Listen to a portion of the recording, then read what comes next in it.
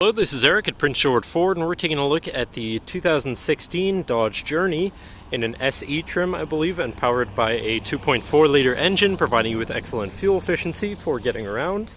And recently detailed, so it's nice and clean, but let's take a look inside. First, looking into the back, we have a pretty spacious cargo area that can always be expanded by folding down your rear seats.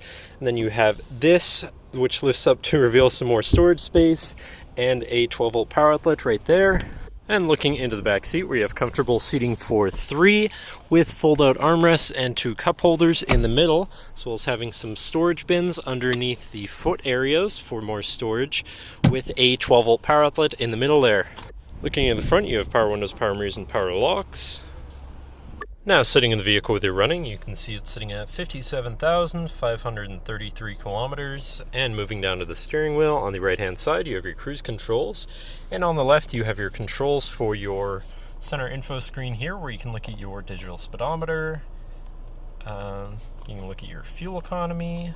You are now playing is up there as well. You have your trip info,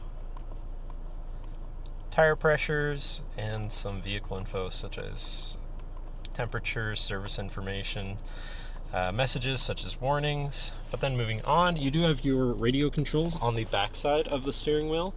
And then moving on to your center, your infotainment screen, which is radio, CD, and I believe auxiliary capable, so you do have some options there for whatever you want to listen to.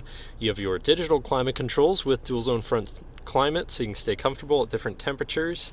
And then moving down from that, you have your hazards, all of your physical climate controls, again with dual zone front climate, but also your media controls here. And then down below that, you have your 12-volt power outlet, so you can plug something in from there.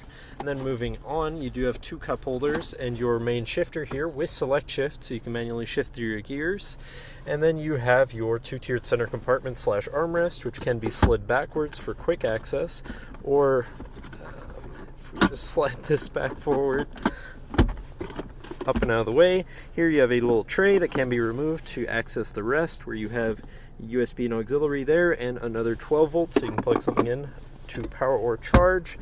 But I believe that should cover our look at the interior. So now if you're interested, feel free to give us a call at 250-563-8111, or just come on down to the dealership and have a look for yourself, and have a nice day.